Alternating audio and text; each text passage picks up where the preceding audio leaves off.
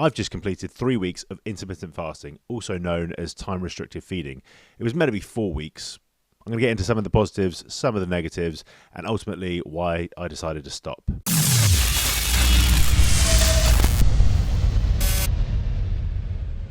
So for those of you that don't know me, I'm a fitness coach and ex-competitive bodybuilder, and I also have a digestive issue called Solitary Rectal Ulcer Syndrome. There's not a lot that's known about this issue, Solitary Rectal Ulcer Syndrome, otherwise known as SRUS.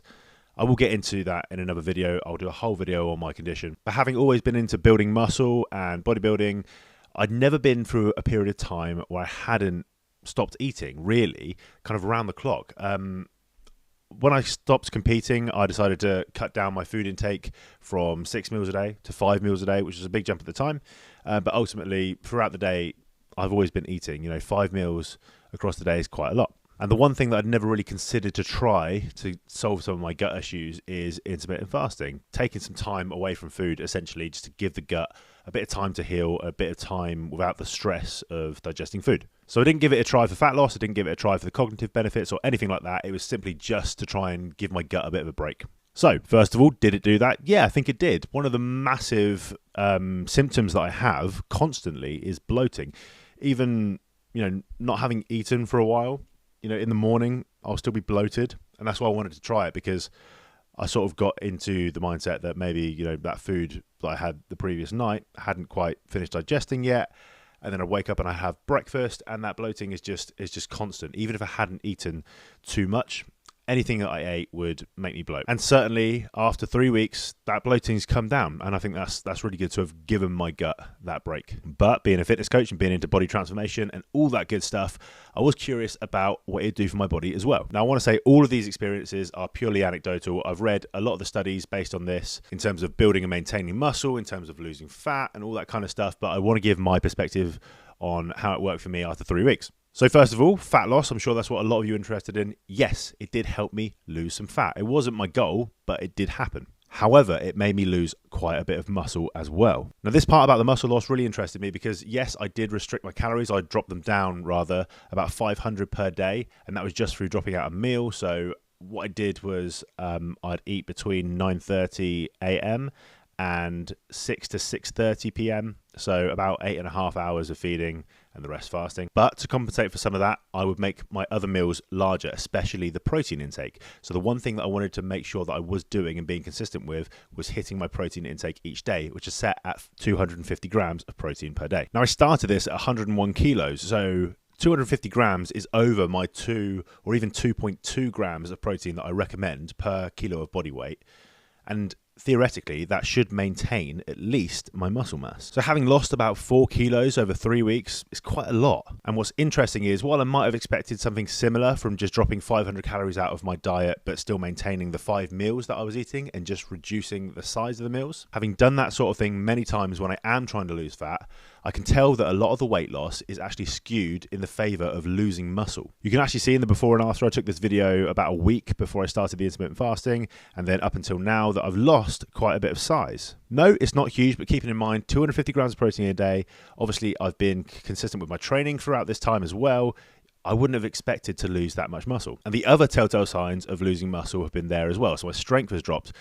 I particularly noticed this in the past week. So I did a leg training session, and on my very first exercise, my very first working set, I actually dropped 8 reps from when I started the intermittent fasting 3 weeks ago. 8 reps in one set is quite a big drop, especially when it's the first set of a workout. You might expect that towards the end of a workout if you haven't got much energy, but the first set, that's quite a lot of strength that's lost. And that's just one example. It's been going that way, kind of trending that way throughout the week. Also, I've been a lot sorer for a lot longer. That delayed onset muscle soreness has been coming in noticeably faster, actually, and more intense. It feels like I'm a newbie again, like with the kind of soreness that I'm feeling, especially in the legs, in the arms as well, mostly the limbs, funnily enough. And that in itself is hindering my training because I'm sore for so long. I'm not recovering in time to train again. So this is the biggest reason why I stopped. While I'm not a competitive bodybuilder anymore, I am a fitness coach. I am still interested in having a good physique. I want a lot of muscle. I want to be strong, and I enjoy that kind of training, so I don't want that to suffer. However, there have been some benefits. So let's move on to some of the positives. First of all,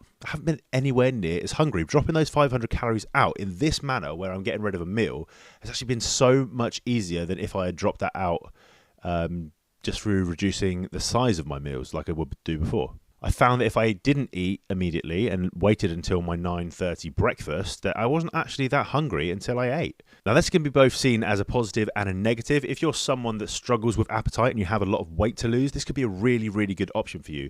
However, if you struggle with appetite in terms of you're trying to build muscle and you need to get in more food, this just isn't going to be viable. Intermittent fasting is probably not the best option for someone who's trying to build muscle. And even me, I'm trying to maintain the muscle that I've built over the years. I'm not trying to build any new muscle, but just maintaining it has become a lot harder. However, if you're very overweight and you find that typically after you've eaten your breakfast, your hunger actually spikes a bit more, then maybe this could be a really good option for you to help with your weight loss. Next up, cognitive benefits. Now, this was one that I had thought of because I'd seen it around, but God, I've been productive as hell. Those mornings, and I'm an early person, I'm an early bird. I get up in the morning, I get up 4:30, some mornings, mostly 5 a.m., but that's when I'm my most productive. And that kind of productivity cycle breaks a little bit once I've eaten my breakfast, and I have a little bit of a lull where the blood sugar goes up and it comes down.